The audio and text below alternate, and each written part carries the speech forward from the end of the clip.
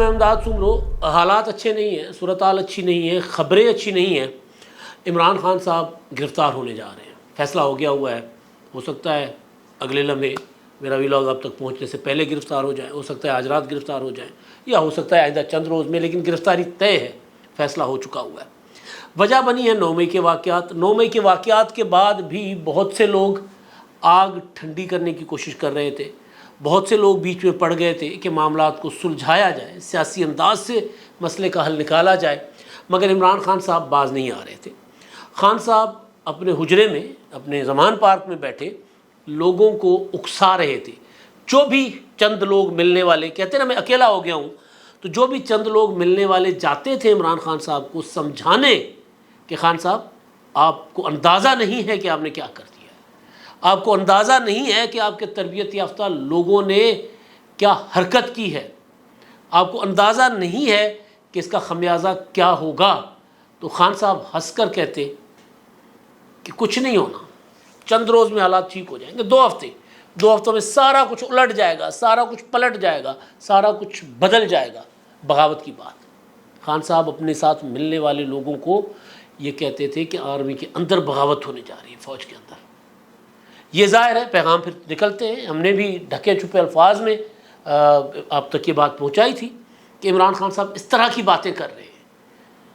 تو ظاہر ہے ایک ہوتا ہے کہ ایک انسان اگر اس کا پیغام، اس کے چاہنے والے، اس کے فالوور اگر اس کی بات کا غلط مطلب لے کے کوئی غلط کام کر لے، تو پھر وہ لیڈر اٹھ کر کھڑا ہوتا ہے، کہتا ہے نہیں ہم نے یہ نہیں کرنا، یا پھر بے شک اس کے پیغام کو غلط سمجھے یا نہ سمجھے، ایک رد عمل ہو جاتا ہے۔ رد عمل میں لوگ اگر ملک کے دفاعی اداروں پر، قومی املاک پر حملہ کرنا شروع ہو جائیں، تو پھر وہ لیڈر کا فرض ہوتا ہے کہ وہ اٹھ کر کہہ دے کہ جی یہ نہیں کرنا ہم نے۔ پھر وہ یہ نہیں کہتا لیڈر کہ جی دیکھیں میرے لوگ نہیں ہیں، یہ میرے خلاف سازش کی ہے، یہ تو فوج نے خود کروایا، یہ ISI نے خود کروایا، یہ فلاں نے کروایا، فلاں نے کروایا۔ جب سے عمران خان صاحب اقتدار سے نکلے ہیں، 10 اپریل 2022، اس سے بھی 2 مہینے پہلے سے، 1 مہینے پہلے سے عمران خان صاحب نے فوج کے خلاف ایک کیمپین شروع کی ہوئی تھی۔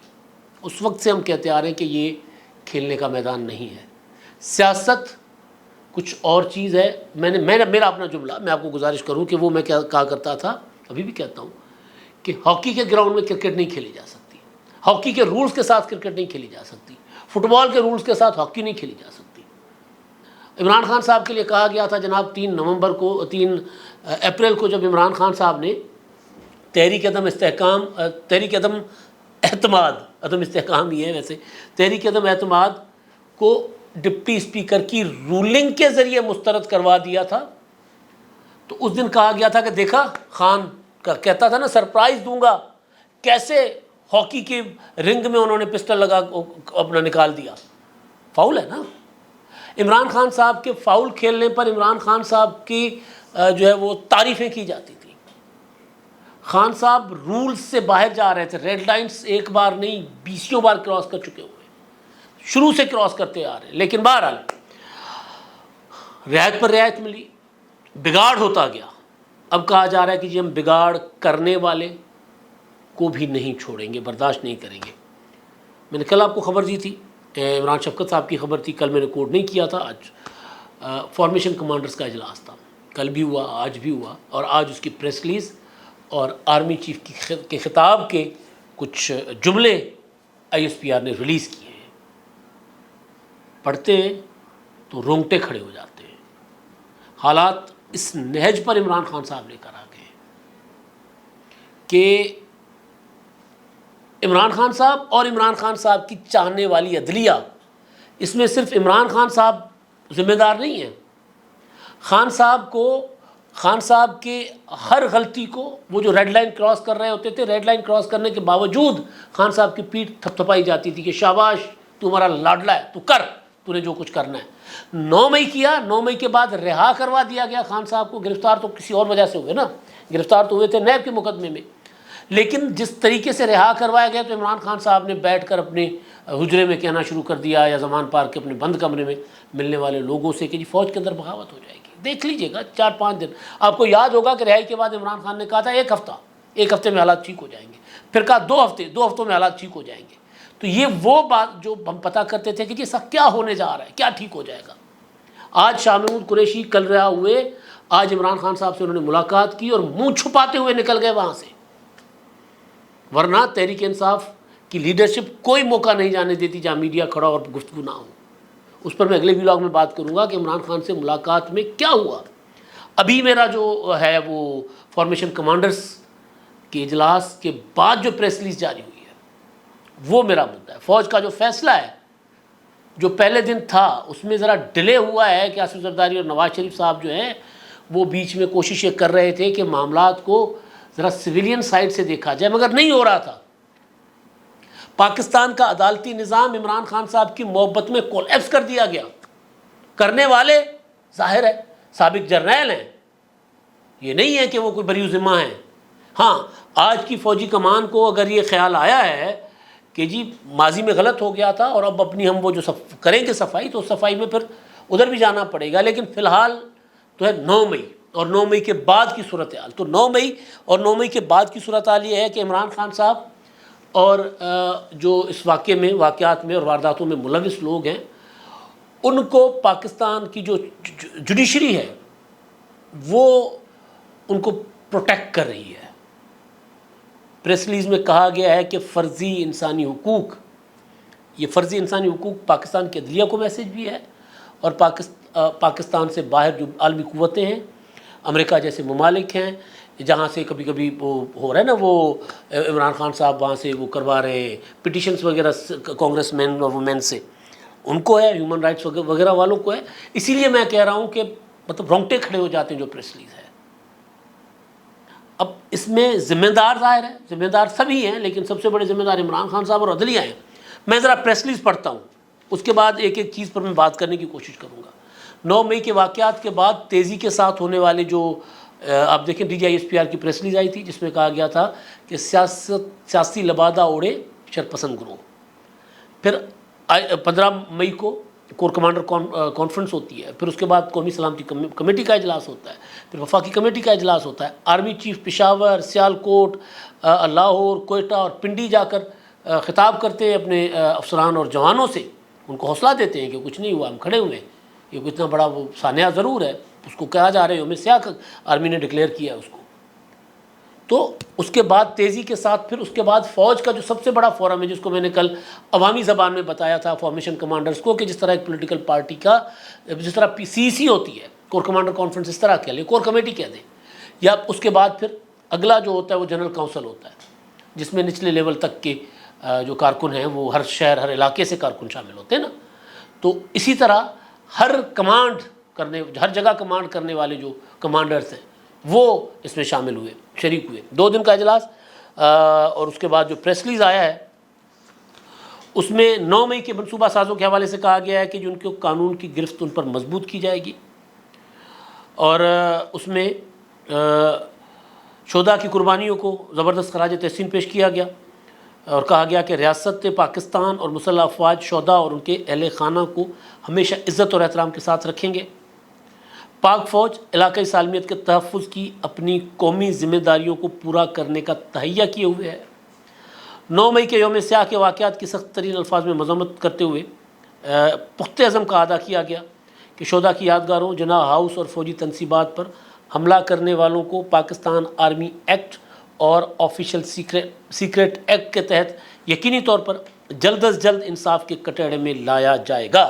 اب کل میں نے آپ کو خبر دی تھی وہ یہ تھی کہ جی فوج کے اندر بڑا صفایا ہو رہا ہے. جو لوگ ان واقعات میں سہولت کاری کا جنہوں نے کردار کیا ہے اندر سے، فوج کے اندر سے، چاہے وہ سینئر افسران تھے چاہے جونیئر تھے، کور کمانڈر لاہور سمیت، جو اس وقت کے کور کمانڈر آج والے نہیں 9 مئی والے سمیت بہت زیادہ افسران رگڑے میں ہیں، بہت بڑی تعداد ہے. آفیشیل سیکریٹ ایکٹ ظاہر ہے ان کے اوپر لگے گا، اور پھر آرمی ایکٹ یا جو ہوتا ہے کوڈ مارشل اگر کسی سویلین کا ہونا ہوتا ہے تو پھر اس میں ایک قانون میں گنجائش ہوتی ہے کہ وہ سویلین اگر فوجیوں کی ملی بھگت سے اندر سے فوج کے ساتھ، فوج کے کسی گروہ کے ساتھ یا کسی افسر کے ساتھ یا کسی جوان کے ساتھ مل کر اگر کوئی ایسی کوئی سازش کرے، کوئی ایسا حملہ کرے، تو اس کو پھر ایک ہی اس میں ٹرائل ہوتا ہے. تو اس میں دونوں باتیں کی جا رہی ہیں. اچھا جی، آرمی چیف نے کہا پریس ریلیز کے مطابق کہ کثرت سے جمع کیے گئے ناقابل تردید شواہد کو نہ جھٹلایا اور نہ بگاڑا جا سکتا ہے۔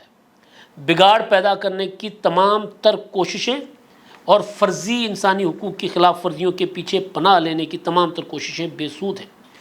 اب یہاں پر بہت باریک لائن ہوتی ہے۔ انسانی حقوق، ہم سندھی میں کہتے ہیں کہ سکن سانگن ساوا بھی سڑن تھا۔ اب یہاں مسئلہ یہ ہے کہ یہاں پر جس طرح ندیم افضل چند کے والد گرفتار کر لیے گئے، ظاہر ہے اوپر سے آرڈر نہیں ہوں گے کہ ان کو گرفتار کرو، لیکن کیونکہ نچلے لیول تک چیزیں جس طرح ہو رہی تھیں تو پھر جس کو جہاں ہاتھ پڑتا ہے وہ کر لیتا ہے۔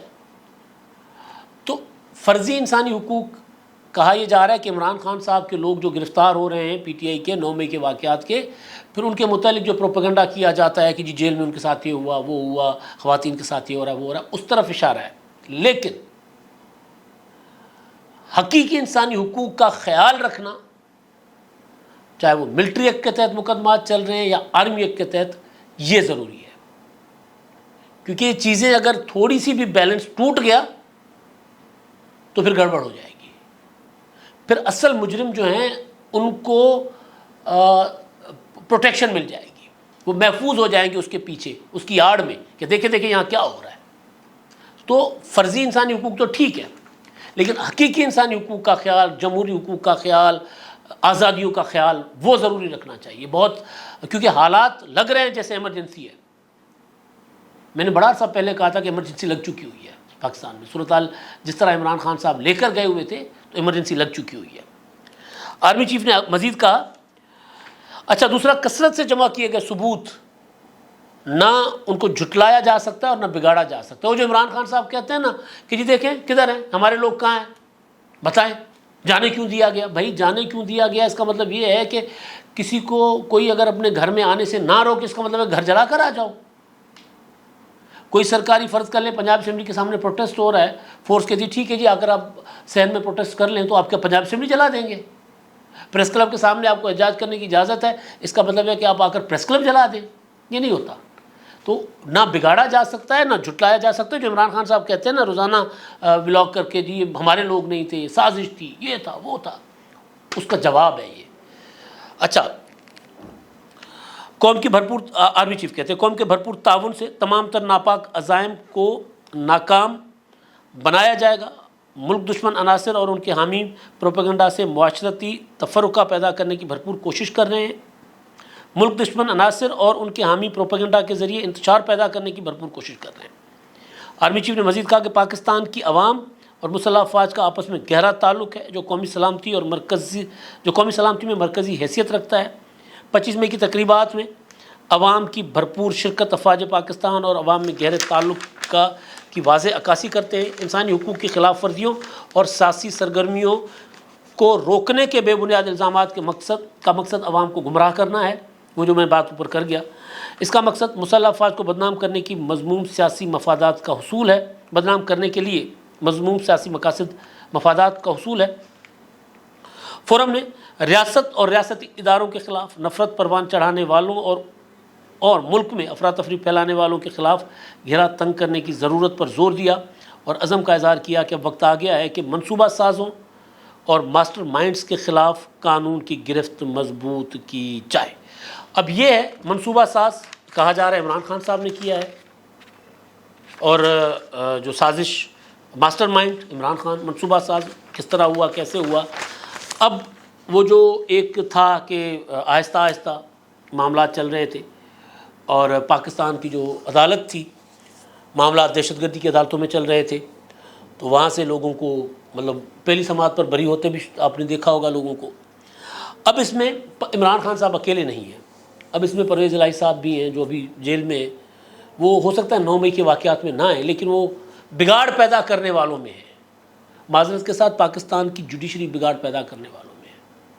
انہوں نے ملکوں کے نقصان نہیں ہوا کرتے، ملک بحران کا شکار ہوتے ہیں، نکل آتے ہیں، قومیں آگے بڑھتی رہتی ہیں۔ یہ جو میں پہلے دن سے کہہ رہا ہوں کہ جو کچھ کیا گیا عدلیہ کی طرف سے، جس طرح کی رعایت دی گئی عمران خان صاحب کو، اس کا نقصان عمران خان صاحب کو ہی ہوا، خمیازہ عمران خان صاحب نے بھگتنا ہے۔ تو بگاڑ پیدا کرنے والوں کو بھی میسیج ہے، انسانی حقوق اب میں اس میں میں نے اپنا مدعا بیان کر دیا کہ نہ اظہار رائے کی آزادی جو ہے اس کے اوپر کوئی آنچ آنی چاہیے، نہ واقعتاً انسانی حقوق کے اوپر آنچ آنی چاہیے، نہ جمہوری معاملات پر آنچ آنی چاہیے، جمہوری حقوق جو ہیں۔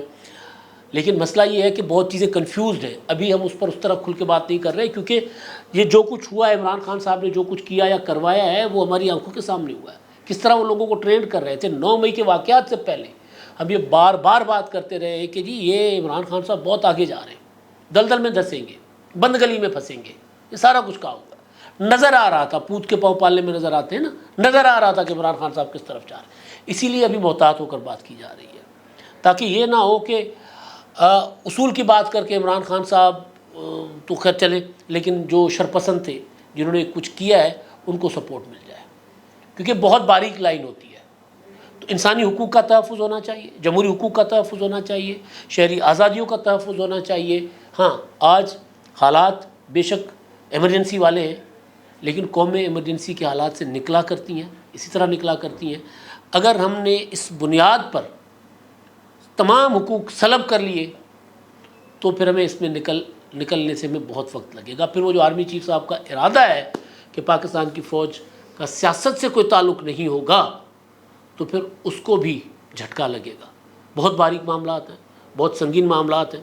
اب جو آج جو ہوا ہے فوج کا سب سے بڑا جو فورم ہے، اس سے جو فیصلہ ہوا ہے وہ یہ، یا اس کی جو پریس ریلیز جاری ہوئی ہے، وہ واضح پیغام ہے۔ عمران خان صاحب اب زیادہ دیر سلاخوں سے باہر نہیں رہ سکتے۔